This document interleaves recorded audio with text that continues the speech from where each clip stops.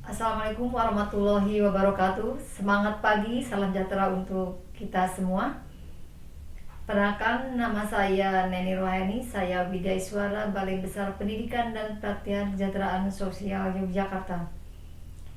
Pada kesempatan kali ini saya akan menyampaikan modul 4 perlindungan anak, di mana modul perlindungan anak ini merupakan salah satu modul dari Diklat Pertemuan Peningkatan Kemampuan Keluarga atau Family Development Session Program Keluarga Harapan, di mana pesertanya adalah para pendamping program Keluarga Harapan.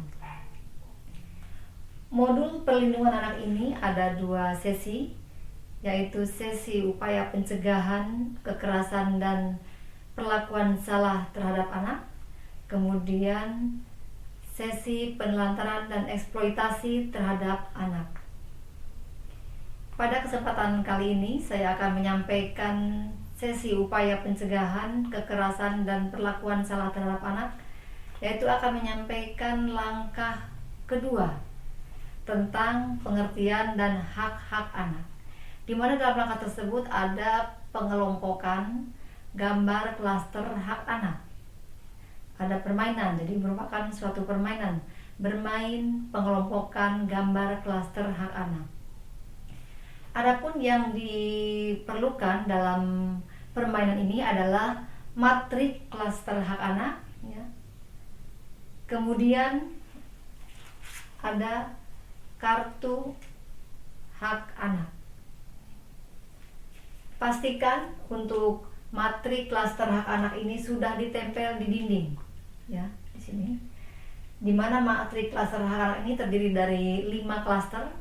Yang pertama adalah hak sipil dan kebebasan, kemudian yang kedua hak keluarga dan pengasuhan alternatif, yang ketiga adalah kesehatan dan kesejahteraan sosial, kemudian yang keempat pendidikan, waktu luang dan kegiatan budaya, dan yang terakhir yang kelima adalah perlindungan khusus.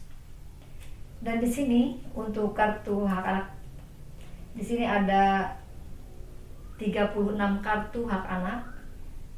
Antara lain di sini ada anak dalam situasi eksploitasi, kemudian hak memperoleh sarana perawatan penyakit dan pemulihan kesehatan, kemudian tidak mendapatkan hukuman tidak manusiawi, kemudian di sini ada hak memiliki nama, adopsi dilakukan atas pertimbangan kepentingan terbaik bagi anak, kemudian dalam menjamin anak tidak terpisahkan dari A few moments later.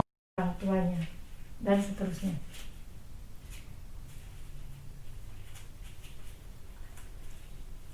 Kemudian tugas fasilitator adalah yang pertama, membagikan kartu hak anak ini kepada para peserta.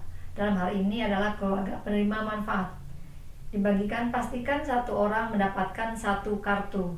Apabila ada yang tidak kebagian, silakan bergabung dengan yang sudah kebagian kartu. Tetapi seandainya misalnya pesertanya justru lebih kurang daripada jumlah kartu, artinya apa? Artinya beberapa orang akan mendapatkan 2 kartu.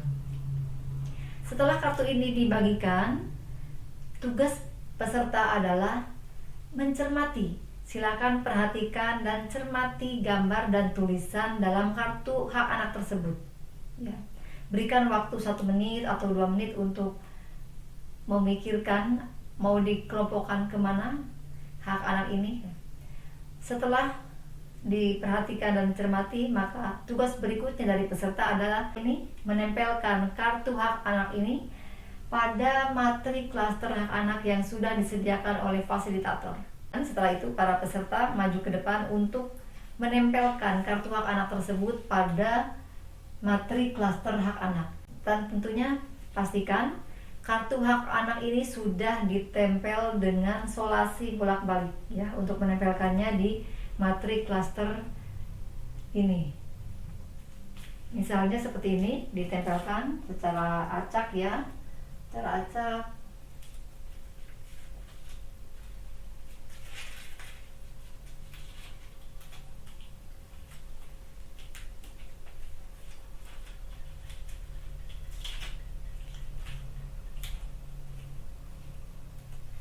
Di sini ada hak memiliki nama, misalnya ditempelkan acak di bagian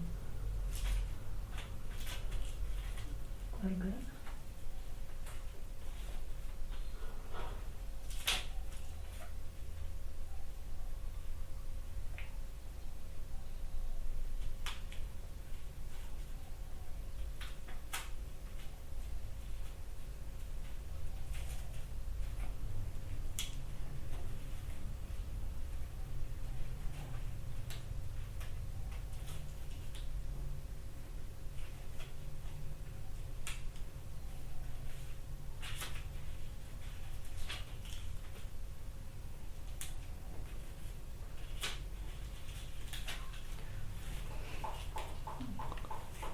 Kemudian di sini ada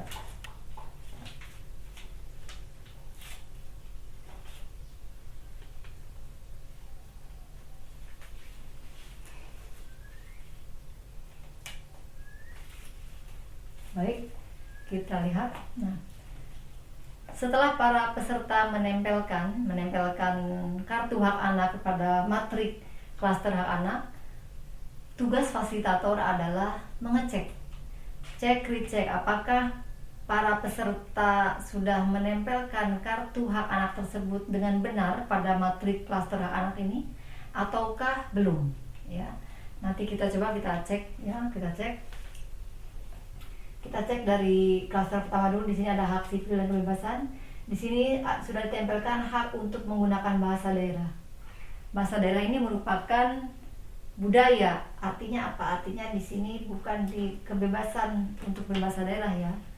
Tetapi di sini penempatannya adalah di kegiatan, di sini di pendidikan, waktu luang dan kegiatan budaya, karena bahasa daerah merupakan budaya. Kemudian di sini ada penempatan di hak sipil dan kebebasan adalah anak dalam situasi eksploitasi. Ini adalah anak yang harus dilindungi. Maka di sini penempatannya adalah di hak perlindungan khusus, anak-anak yang membutuhkan perlindungan khusus. Kemudian kita lihat di klaster yang kedua, di sini ada hak keluarga dan pengasuhan alternatif. Di sini ada hak memiliki nama. Memang betul orang tua yang memberikan nama kepada anak, tetapi di sini hak memiliki anak ini hubungannya dengan identitas anak juga. Maka ini adalah merupakan hak sipil. Jadi kita pindahkan ke klaster pertama, yaitu hak sipil dan kebebasan. Kemudian berikutnya kita lihat di sini, negara menjamin anak tidak terpisahkan dari orang tuanya. Nah, kalau ini sudah benar. Ini adalah hak keluarga dan pengasuhan alternatif. Kemudian di sini hak memperoleh sarana perawatan penyakit dan pemulihan kesehatan. Ini memang ketika anak sakit sudah tugas keluarga untuk memberikan dia kesehatan, ya, kepada anak. Tapi di sini untuk kesehatan ada khusus tersendiri.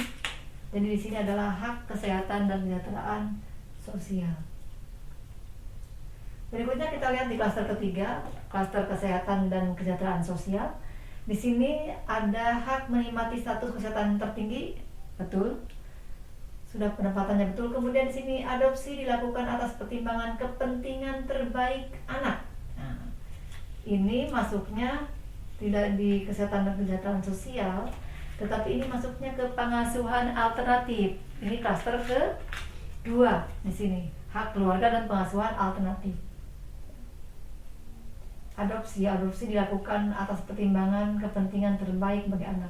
Ketika orang tua sudah tidak ada, walaupun memang keluarga merupakan tempat terbaik untuk anak, tetapi ketika orang tua sudah tidak ada, maka adopsi dilakukan untuk kepentingan terbaik anak. Maka adopsi ini adalah merupakan pengasuhan alternatif, ya. Kemudian kita lihat di klaster keempat, di sini ada pendidikan, waktu luang dan kegiatan budaya. Di sini ada hak untuk rekreasi dan bermain sesuai dengan usia. Ini sudah betul, karena bermain itu merupakan hak anak di dalam mengisi waktu luang mereka. Kemudian di sini hak untuk menggunakan bahasa daerah tadi sudah, ya. Ini kegiatan budaya. Nah, kita lihat di klaster yang kelima di perlindungan khusus. Nah, ini ada anak korban trafficking. Ini sudah betul, penempatannya sudah betul. Ini memang di perlindungan khusus, anak-anak yang membutuhkan perlindungan khusus. Dan yang terakhir adalah hak tidak mendapatkan hukuman tidak manusiawi. Ini merupakan hak asasi manusia, jadi masuknya di hak sipil. Baik, cek retake-nya sudah selesai, sudah di fasilitator sudah mengecek semuanya tentang kebenaran dari apa? Baik, ini semuanya sudah selesai. Kartu hak anaknya sudah ditempatkan sesuai dengan, dan untuk selanjutnya tugas seorang fasilitator adalah mereview keseluruhannya tentang kartu-kartu hak anak ini, kenapa masuk di klaster hak anak ini, ya. Silakan diperjelas, kemudian diperdalam sehingga para peserta, dalam hal ini para keluarga penerima manfaat, benar-benar memahami tentang hak-hak anak. Demikian yang bisa saya sampaikan tentang bermain pengelompokan gambar klaster hak anak. Terima kasih atas perhatiannya. Assalamualaikum warahmatullahi wabarakatuh.